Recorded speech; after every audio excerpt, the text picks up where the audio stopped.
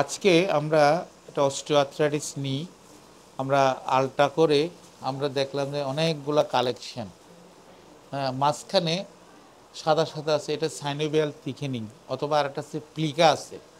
তো এখন অনেকগুলো পানি থাকলে এটা বের করে দিতে হবে। আমি আলট্রা গাইডেড, আমি একটু ব্যথা হবেন মা, হ্যাঁ এটা ওই যে আমার নিডেল ঢুকে গেছে, এই যে নিডেল।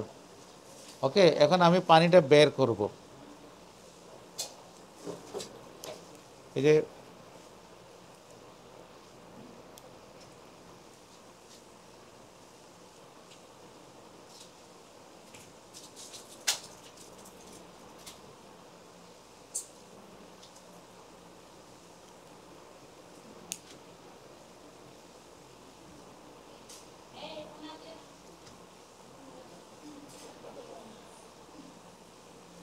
তাহলে আমি মোটামুটি পানি বের করলাম 1 শিশি, মানে 10 সিসির চেয়ে বেশি আছে একটা। আবার দাও।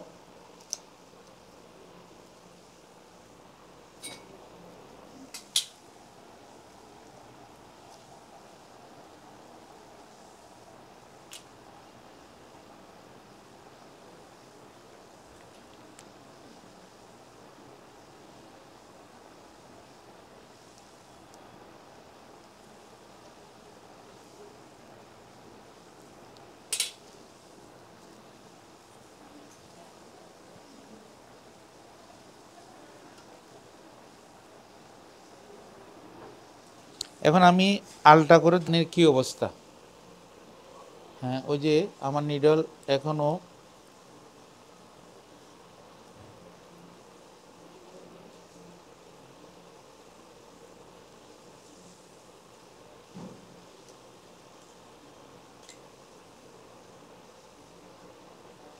ঠিক আছে, আর আসতেছে না,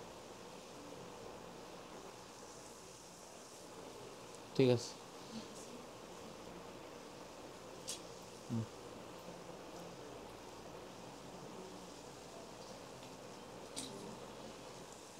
আমি এখন পানিগুলো স্প্রেশন করে বের করে ফেলছি।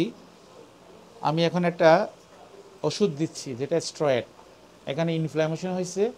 আমি একটা অ্যান্টি ইনফ্ল্যামেটরি ড্রাগ দিচ্ছি যেটা এইখানে নি জয়েন্টে কাজ করবে। হ্যাঁ, এটা ওই রক্তে গিয়ে কিডনিতে তেমন কোনো এফেক্ট করবে না। বছরে 3টে দেওয়া যায়। আমি ওষুধ দিচ্ছি, আমার ওষুধ শেষ। এখন পানিগুলো আমরা বের করলাম। এটা হচ্ছে জয়েন্টের ফ্লুইড, নাম সাইনোভিয়াল ফ্লুইড। আর যদি সাদা হইতো তাহলে এটা আমরা পাস বা পুস বলতাম, আর যে লাল হইতো আমরা ব্লাড বলতাম। তাহলে আমরা এই যে পানিগুলো বের করলাম, আমরা বের করে রুগীকে আমরা রিলিফ দিলাম পেইন। তো একটা বলা বাহুল্য, যদি পানি খুব বেশি থাকে অবশ্যই বের করে দিতে হবে এটা। সেকেন্ডলি আমি একটা স্টেরয়েড ইনজেকশন দিছি, হ্যাঁ, ওখানে যেন ইনফ্ল্যামেশন না হওয়ার জন্য, ফার্দার পানি বের না হওয়ার জন্য। এরপর আমরা রোগীকে কিছু ব্যায়াম, কিছু এডিএল বলবো, তাহলে মোটামুটি আর দ্বিতীয়বার কোনো কালেকশন হবে না। প্রশ্নটা যে বারবার পানি হয়, মানে একবার ফেললে অনেকবার হয়, অনেকবার হবে যদি উনি আমার নিয়ম কানুন উপদেশ ব্যায়াম না মানে। আর যদি মানে, দ্বিতীয়বার কোনো হওয়ার কথা না।